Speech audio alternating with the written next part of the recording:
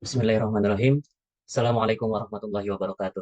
Saya hormati Bapak dosen pengampu mata kuliah Ilmu Falak 2, Bapak Hafizul Ahdi MH. Saya hormati teman-teman kelas AKIA ya yang akan menyaksikan video presentasi dari kelompok kami yaitu kelompok pertama atau kelompok satu, di mana kelompok kami akan membahas tentang pengertian ilmu falak, ruang lingkup kajian ilmu falak dan ilmu falak dari perspektif Al-Quran. Nah, adapun anggota kelompok kami yang akan mempresentasikannya yaitu sebagai berikut. Yang pertama ada Fitriah Tahta Alvina, ada Asep Syaifuddin, Munawwaroh, Irfan Fauji, Mila Syifa, Wangun Ajen Santika, dan Muhammad Farhan Munawat. Dan satu lagi eh, Khalisa Naila Lesmana. Untuk itu, ilmu falak itu apa sih gitu? Karena kita harus membahas tentang pengertian yang ilmu falak itu seperti apa, secara bahasa ilmu falak itu apa, secara istilah ilmu falak apa, terus di kehidupan sehari-hari ilmu falak itu seperti apa. Kemudian adapun apa namanya ruang lingkup kajiannya itu seperti apa? Karena yang kita ketahui itu misalkan ilmu falak itu hitung-hitungan.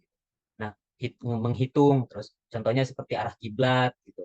Terus eh, apalagi sekarang bulan Ramadan bahwa kita itu apa namanya menentukan awal bulan gitu, seperti apa. Nah, di sini kami akan membahasnya gitu. Apa saja sih ruang lingkupnya? Karena yang kita ketahui itu biasanya hanya yang besar-besar saja seperti penentuan awal Ramadan gitu atau arah kiblat. Selebihnya di sini akan kita bahas gitu bahwa ilmu falak itu ada beberapa ruang lingkup kajian atau ruang lingkup bahasa. Kemudian tentunya karena ini merupakan fikih ya atau fikih yang harus kita pelajari, tentunya pasti ada dasar hukumnya. Terus bagaimana sih perspektif Al-Qur'an memandang ilmu falak ini sehingga para ilmuwan fikih falak mengembangkan ilmu falak. Memang dasar hukumnya apa? Perintah Allah itu seperti apa atau perintah Nabi itu seperti apa sehingga ilmu falak ini harus kita kaji sedemikian rupa sehingga untuk manfaatnya untuk beribadah kepada Allah Subhanahu wa taala atau menjalankan syariat Islam. Nah, untuk itu langsung saja materi yang pertama yaitu tentang bagaimana sih pengertian atau definisi dari ilmu falak sendiri yang dimana akan disampaikan oleh uh, Farhan Munawar dan Asep Saifuddin. Nah, kepada Farhan Munawar dan Asep Saifuddin, saya silakan. Baik, terima kasih Saudara Irfan. Di sini saya Muhammad Farah Munawar akan sedikit memaparkan tentang pengertian dari ilmu falak. Nah, ilmu falak itu berasal dari bahasa Arab, yakni falaka yang mempunyai makna lintasi atau orbit benda langit. Nah, salah satu ayat Al-Quran yang memuat kata falak adalah surat Yasin ayat 3. Wa kullu fi falaki falak di kalangan umat Islam ini dikenal dengan sebutan ilmu hisab. Sebab kegiatan yang paling menonjol pada ilmu tersebut adalah melakukan perhitungan-perhitungan. Nah, selain itu juga ilmu falak juga dapat disebut dengan ilmu astronomi karena dalamnya membahas tentang bumi, antariksa atau kosmografi dan perhitungan-perhitungan dalam ilmu falak berkaitan dengan benda-benda langit yang menjadi objek perhitungan. Nah, ilmu falak dalam astronomi adalah ilmu yang mempelajari tentang letak posisi pergerakan dan sifat-sifat matahari, bulan, bintang serta planet-planet lainnya dan termasuk itu juga bumi. Nah, hal ini berbeda dengan tanjim atau ilmu perbintangan yang hanya merupakan kumpulan dari mitologi dan persangkaan biasanya oleh manusia dihubungkan dengan masalah-masalah kebahagiaan dan kemalangan yang berdasarkan ilmu pengetahuan yang dikenal dengan istilah astrologi. Nah, dikutip dalam ensiklopedia hukum Islam, ilmu falak didefinisikan sebagai salah satu disiplin ilmu pengetahuan yang berfokus mempelajari benda-benda langit, mulai dari bentuk fisiknya, geraknya, ukuran, hingga pada segala sesuatu yang berhubungan dengannya. Sedangkan dalam Al-Munjid disebutkan bahwa ilmu falak adalah ilmu yang mempelajari tentang keadaan benda-benda langit. Nah, ada lagi ilmu falak secara terminologi. Ialah ilmu pengetahuan yang mempelajari mengenai lintasan benda-benda langit seperti matahari, bulan, bintang-bintang, dan benda langit. Dengan tujuan untuk mengetahui posisi dari benda-benda langit itu, serta kedudukannya dari benda-benda langit yang lain. Selanjutnya akan dilanjutkan oleh Asep. Ya, baik. Terima kasih sebelumnya. Selanjutnya saya ingin mempresentasikan atau menjelaskan sedikitnya tentang pengertian ilmu falak menurut para ilmuwan. Nah, yang pertama itu dari Muhammad Wardan atau Kiai Haji Muhammad Wardan. Beliau ini juga termasuk salah satu tokoh Muhammadiyah yang dimana beliau merupakan pakar ilmu falak gitu atau ilmu astronomi dan juga salah satu penggagas dari konsep wujudul hilal. Tuh. Nah, menurut Kiai Haji Wardan mendefinisikan ilmu falak sebagai pengetahuan yang mempelajari benda-benda langit seperti matahari, bulan, bintang-bintang, demikian pula bumi yang kita tempati mengenai letak, bentuk, ukuran, lingkaran, dan lain sebagainya. Dan juga menurut beliau ini, ilmu falak ini terbagi menjadi dua macam ya. Yang pertama yaitu yang dihubungkan dengan ramalan atau kejadian-kejadian atau keadaan yang belum terjadi. Dan yang kedua, yang tidak dihubungkan dengan ramalan tetapi sekedar untuk mengetahui dan mempelajari letak, gerak, ukuran lingkaran benda-benda langit berdasarkan dengan ilmiah. Nah, itu menurut Kiai Haji Muhammad Wardan. Selanjutnya yaitu dari Hamzah Salim Syairofi, itu beliau juga menegaskan bahwa ilmu falak merupakan tempat berputar ataupun tempat edar. Dengan demikian bahwa ilmu falak berarti ilmu pengetahuan tentang tempatnya berputarnya benda-benda langit yang lain. Atau dalam bahasa Inggris juga eh, practical astronomy gitu. Dan juga ada yang terakhir, ilmuwan yang terakhir, Kiai Haji Jubair Umar Al-Jailani. Nah, tadi dari Muhammadiyah. Nah, ini adalah tokoh Nahdlatul Ulama atau NU. Dan juga tokoh ilmu falak atau astronomi begitu. Nah, beliau menjelaskan bahwa ilmu falak sebagai ilmu yang mempelajari benda-benda langit dan dari segi gerakan, posisi, terbit, dan proses geraknya. Juga membahas siang dan malam yang masing-masing berkaitan dengan perhitungan bulan dan tahun, hilal dan gerhana bulan maupun gerhana matahari. Nah, itu merupakan pengertian dari beberapa tokoh, dan kita simpulkan dari definisi di atas bahwa ilmu falak merupakan pembahasan atau dan objek kajian ilmu falak tidak terlepas dari benda-benda langit gitu. Nah, dalam bentuk fisik benda dan gerakan serta kaitan dan hubungan teraturannya antara satu benda langit dengan benda langit lainnya. Dengan bahasa lain bahwa ilmu falak itu ilmu yang mempelajari tentang benda-benda langit, khususnya bumi, bulan, dan matahari dalam garis edarnya masing-masing, dan diperoleh fenomena dalam rangka kepentingan manusia, khususnya umat Islam dalam hal menentukan waktu-waktu yang berkaitan dengan hal ibadah. Begitu pengertian dari ilmu falak menurut para ilmuwan. Selanjutnya saya kembalikan ke moderator. Terima kasih. Oke, terima kasih kepada pemateri yaitu Farhan Munawar dan Asif Saifuddin ya, yang dimana tadi sudah membahas pengertian apa sih pengertian ilmu falak itu. Nah, yang bisa kita tangkap bahwa ilmu falak sendiri yaitu apa namanya ilmu pengetahuan yang mempelajari bidang eh, bisa dikatakan astronomi ya. Tapi hal ini dengan membahas benda-benda langit seperti bumi, bulan, matahari yang ada di pada garis edarnya. Nah, tujuannya seperti apa? Eh, Kenapa sih mempelajari benda-benda langit atau benda-benda astronomi itu? Yaitu untuk menjalankan syariat Islam yang tujuannya itu untuk ibadah. Nah, maka falak ini adalah bisa dikatakan astronomi Islam atau astronomi yang tujuannya untuk ibadah. Oke, selanjutnya yaitu tentang apa saja sih apa namanya ruang lingkup yang dikaji di dalam ilmu falak, yang bagaimana gitu ilmu falak mengkajinya gitu. Apa saja di dalamnya yang termasuk ke dalam ilmu falak. Karena kan kalau astronomi itu sangatlah luas, gitu, membahas bintang, planet, dan sebagainya. Nah, maka ilmu falak ini tentunya tadi sempat disinggung bahwa berbeda dengan ilmu astronomi yang secara umum. Nah, untuk itu eh, kajian ilmu falak itu akan disampaikan oleh pemateri yaitu Naila Khalisa Naila Lesmana, Munawaroh, dan Irfan Fauji. Oke, untuk itu kepada yang disebutkan, nama-nama yang disebutkan, saya persilahkan. Baiklah, terima kasih kepada moderator. Langsung saja di sini saya akan membahas tentang ruang lingkup ilmu falak. Pembahasan pokok ilmu falak dilihat dari terminologi sangat luas karena kajiannya tidak terbatas pada peradaban matahari dan bulan saja, tetapi hal ini berkaitan langsung dengan perubahan waktu serta musim di permukaan bumi. Bahasa ilmu falak yang dipelajari dalam Islam adalah yang ada kaitannya dengan pelaksanaan ibadah, sehingga pada umumnya ilmu falak ini mempelajari 4 bidang, yaitu yang pertama ada penetapan arah kiblat, yang kedua penetapan waktu salat, yang ketiga penetapan awal bulan Komariah, yang keempat penetapan gerhana matahari dan bulan. Nah, langsung saja di sini saya akan membahas tentang penetapan arah kiblat. Masalah kiblat tiada lain adalah masalah arah, yakni arah Ka'bah di Makkah. Arah Ka'bah ini ditentukan dari setiap titik atau tempat di permukaan bumi dengan melakukan perhitungan dan pengukuran. Oleh sebab itu, perhitungan arah kiblat pada dasarnya adalah perhitungan yang dimaksudkan untuk mengetahui ke arah mana Ka'bah di Mekah itu dilihat dari suatu tempat di permukaan bumi ini. Sehingga semua gerakan orang yang sedang melaksanakan sholat, baik ketika berdiri, ruku, maupun sujudnya selalu berimpit dengan arah yang menuju Ka'bah. Kemudian penghitungan arah kiblat dapat dilakukan dengan perhitungan geometrika menggunakan rumus tertentu atau melalui observasi, yaitu ruqyat dengan mempertimbangkan letak kota atau wilayah terhadap Mekah. Nah, menentukan arah kiblat sangat penting dalam pengamalan ibadah sholat bagi umat Islam di seluruh dunia. Hal ini berdasarkan perintah Al-Quran dan hadis. Mungkin hanya itu yang dapat saya sampaikan. Untuk materi selanjutnya akan dilanjutkan oleh Saudari Munawaroh. Kepadanya saya persilakan.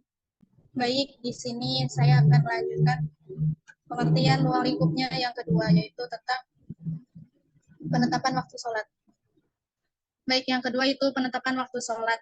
Seperti yang sudah kalian tahu, kalau misalkan sholat itu adalah rukun Islam yang kedua, yaitu pada saat Isra Mi'raj itu Nabi Muhammad SAW menetapkan waktu sholat sampai ke 5 waktu, yaitu sholat duhur, asar, maghrib, dan isya. Lalu, sholat itu merupakan tiang agama. Oleh sebab itu, penetapan waktu awal sholat dan akhir sholat ini menjadi topik utama dalam pembahasan ilmu falak yang tercantum pada Quran yang berbunyi Bismillahirrahmanirrahim. Faida qadaytumus sholata fadhkurullaha qiyaman wa qu'udan wa 'ala junubikum. Wa idza ma'antum faqimus sholah. Inna sholata kanat 'alal mu'minina kitaban mawquta.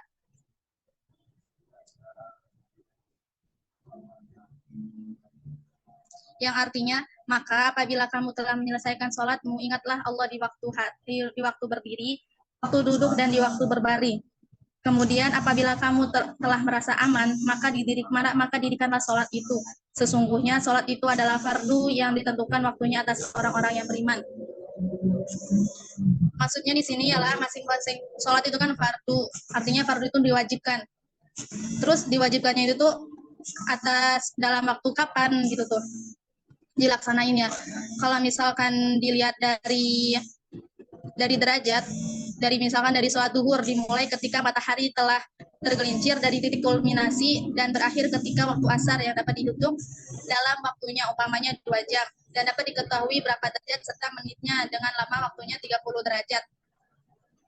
Terus pada ayat lainnya itu yang berfirman Aqimis sholat liduluki kisyamsi ila ghasaqil laili wa qur'anil fajri inna qur'anal fajri kana mashhuda. Dirikanlah sholat dari sesudah matahari tergelincir sampai gelap malam dan dirikanlah pada sholat subuh. Sesungguhnya sholat subuh itu disaksikan oleh malaikat. Nah, tadi kan waktunya cuma waktu sholat duhur doang, kapan dilaksanainnya. Saya akan melanjutkan beberapa waktu pada sholat 5 waktu ini. Yang pertama itu ada sholat duhur. Pada awal waktu sholat duhur ditandai dengan tergelincirnya matahari atau sesaat setelah matahari berkulminasi pada tepat di tengah hari. Maksudnya itu istilah tergelincir ialah pada saat matahari condong ke arah barat dari pertengahan langit. Yang kedua sholat asar. Menurut Imam Malik, Imam Syafi'i, Abu Saur, dan Abu Daud berpendapat bahwa awal waktu sholat ialah ketika waktu sholat duhur dan telah berakhir yakni telah berakhir ketika panjang. Terus sholat maghrib. Sholat maghrib itu awal waktu sholat maghrib ialah ketika matahari terbenam atau ketika bila beriringan atas matahari bersentuhan dengan ufuk barat. Sedangkan penentuan batas waktu sholat kembali terjadi perbedaan pendapat di antara para ulama. Yang keempat ada sholat isya. Sholat isya itu menurut Imam Syafi'i dan mayoritas ulama telah berpendapat ketika mega merah atau syafaq telah hilang di atas langit. Sedangkan menurut Imam Hanafi, awal waktu sholat isya ialah di saat langit benar-benar telah gelap. Yang kelima ada sholat subuh. Sholat subuh ini menentukan subuh tidak terjadi perbedaan pendapat di kalangan. Para ulama mereka sepakat bahwa waktu sholat subuh dimulai dari terbitnya fajar sodik di atas ufuk sebelah timur sampai terbitnya matahari. Oke, saya kembalikan ke moderator. Terima kasih. Oke, yang selanjutnya yaitu materi penetapan awal bulan apa namanya? Materi selanjutnya dengan ruang lingkup ilmu falak akan dijelaskan oleh Wangun Ajin Sentika. Kepada Wangun, saya Baik, persilakan.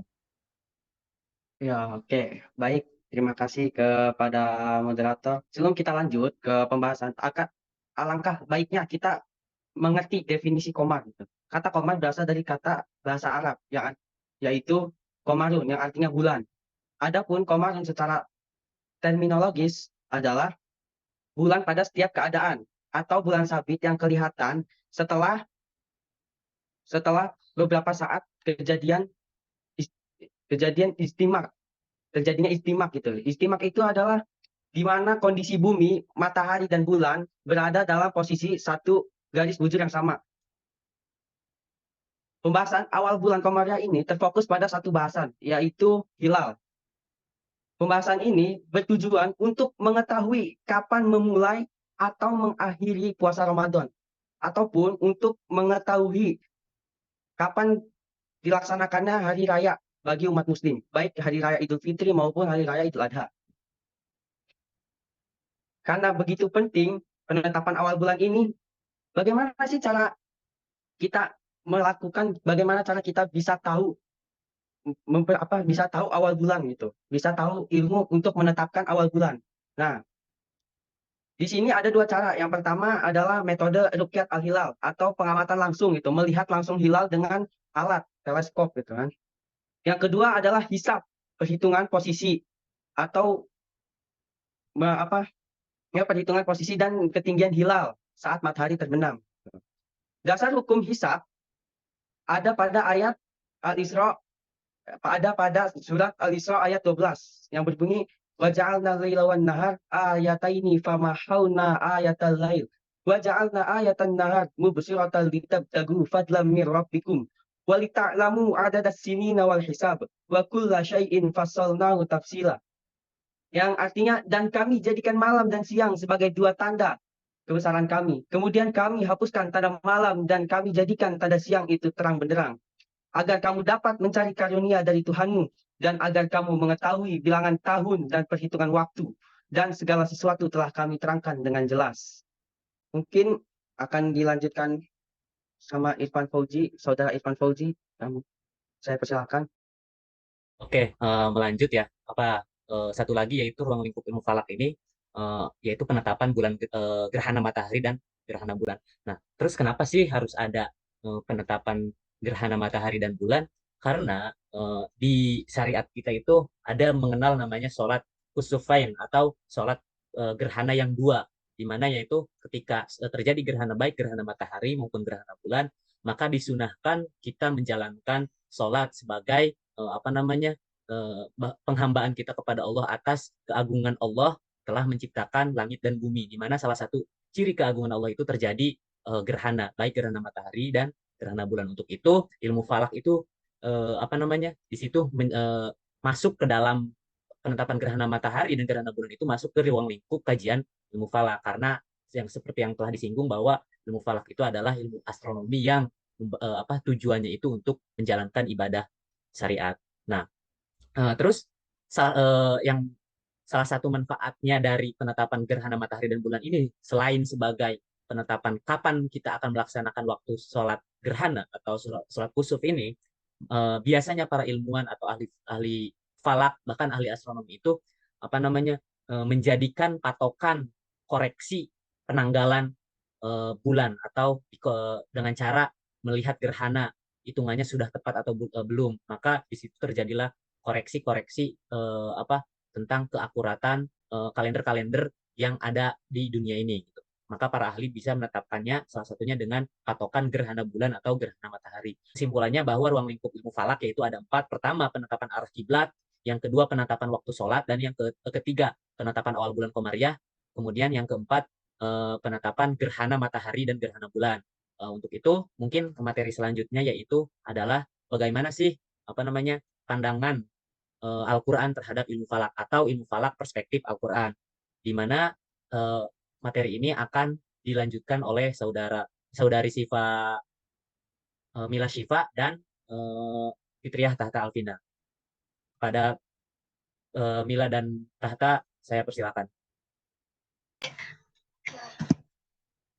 Terima kasih kepada moderator yang telah memberikan waktunya. Bismillahirrahmanirrahim. Di sini izinkan saya untuk sedikit menjelaskan mengenai pandangan Al-Quran terhadap ilmu falak. Jadi, sebagaimana yang kita ketahui dari kawan-kawan sebelumnya bahwa ilmu falak merupakan ilmu yang membahas tentang peredaran benda-benda langit. Di dalam Al-Quran sendiri itu ilmu falak tidak secara spesifik dijelaskan. Namun terdapat beberapa istilah benda langit yang menjadi nama surah di Al-Quran. Yang pertama itu ada surat An-Najm yang artinya bintang. Yang kedua ada surat Ar-Ra'd yang artinya bumi. Yang ketiga ada Asy-Syams yang artinya matahari. Dan yang terakhir ada Al-Qamar yang artinya bulan. Namun meskipun tidak secara spesifik, tapi ada beberapa ayat Al-Quran yang memang menjelaskan tentang ilmu falak. Salah satunya yaitu di dalam Quran Surah Yunus ayat 10 yang menjelaskan tentang peredaran serta keadaan benda langit. Bismillahirrahmanirrahim. والذي جعل الشمس ضياء والقمر نورا وقدر منازل لتعلموا عدد السنين والحساب ما خلق الله ذلك إلا بالحق نفصل الآيات لقوم يعلمون. Yang artinya dialah yang menjadikan matahari bersinar dan bulan bercahaya, dan dialah yang menetapkan tempat-tempat orbitnya agar kamu mengetahui bilangan tahun dan perhitungan waktu. Allah tidak menciptakan demikian itu melainkan dengan benar. Dia menjelaskan tanda-tanda kebesarannya kepada orang-orang yang mengetahui. Dilanjut dengan Quran Surah Al-Isra ayat 12. Bismillahirrahmanirrahim. وجعلنا الليل والنهار آيتين فمحونا آية الليل وجعلنا آية النهار مبصرة لتبتغوا فضلا من ربكم وجعلنا آية النهار مبصرة لتبتغوا فضلا من ربكم ولتعلموا عدد السنين والحساب وكل شيء فصلناه تفصيلا. Yang artinya, dan kami jadikan malam dan siang sebagai dua tanda kebesaran kami. Kemudian kami hapuskan tanda malam dan kami jadikan tanda siang itu terang benderang, agar kamu dapat mencari karunia dari Tuhanmu dan agar kamu mengetahui bilangan tahun dan perhitungan waktu dan segala sesuatu yang telah kami terangkan dengan jelas. Dari kedua ayat tersebut memberikan sebuah keterangan bahwa sebuah kegiatan atau peristiwa yang kita alami dalam sehari-hari, contohnya seperti pergantian waktu, itu merupakan sebuah kebesaran Allah Subhanahu wa Ta'ala yang diberikan oleh setiap makhluknya. Mungkin cukup sekian, dilanjut dengan pemateri selanjutnya. Kita akan melanjutkan paparan dari Saudara Tahta, yaitu ilmu falak, perspektif ilmu falak dalam Al-Quran.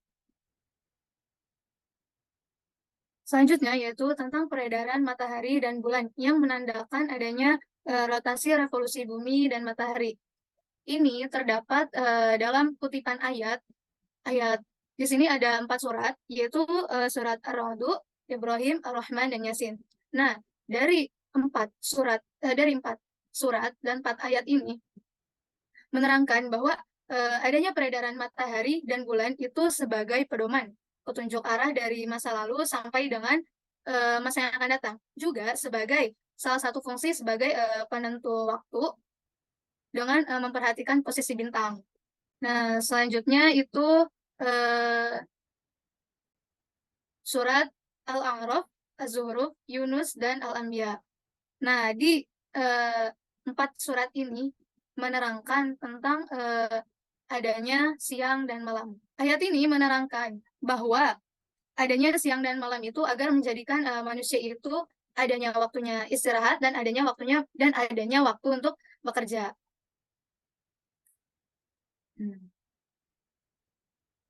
Allah Ta'ala dialah yang menjadikan malam agar orang-orang dapat beristirahat di dalamnya dan siang agar mereka dapat memperoleh penghasilan yang cukup untuk membayar sewa di dalamnya.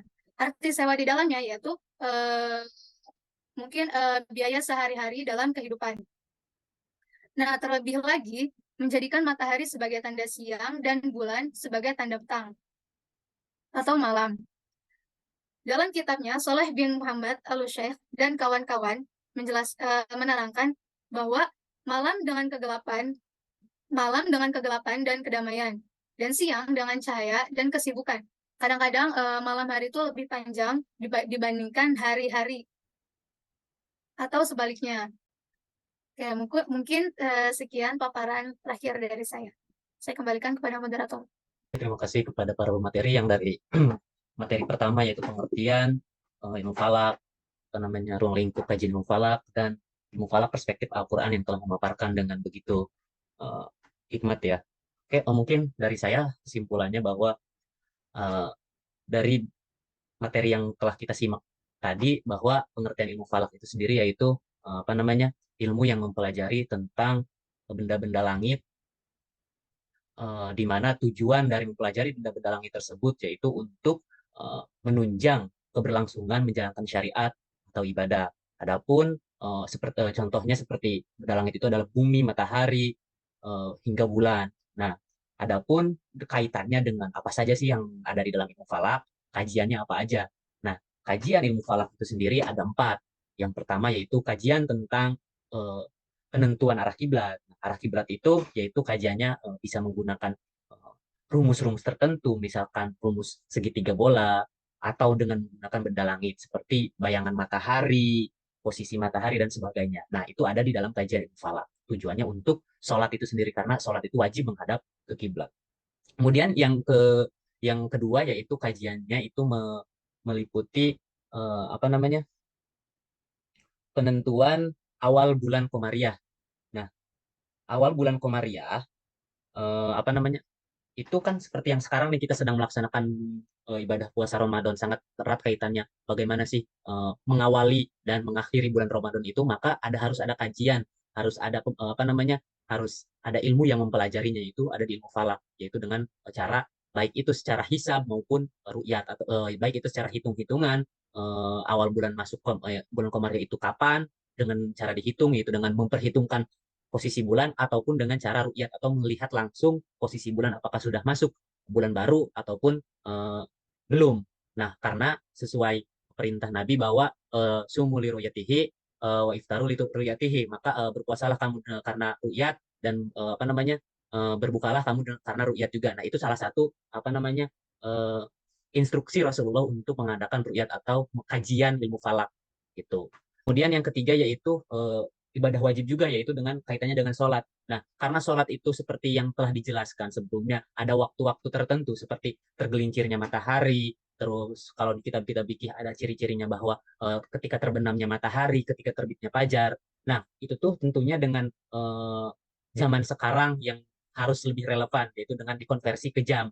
Nah, maka ada perhitungan-perhitungannya sehingga kata-kata terbitnya fajar, terbenamnya matahari itu bisa kita terapkan sehari-hari dengan menggunakan jam atau waktu sholat itu di jam berapa. Nah, itu adalah kajian ilmu falak juga. Kemudian yang terakhir kajian ilmu falak itu adalah penentuan gerhana. Tujuannya untuk melaksanakan sholat khuf atau mengkoreksi penanggalan-penanggalan hijriyah ataupun kalender yang lainnya.